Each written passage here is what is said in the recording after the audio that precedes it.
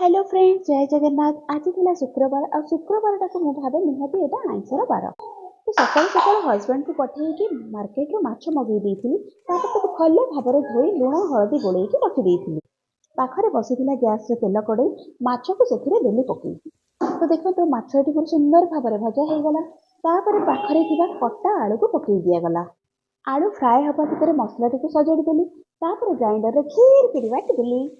तो आलू फ्राए हो सारा पर कड़े किसी तेल बची भाविली ये पकई दबा आम मसला। तापर मसला कषा हो रेडी हो गला।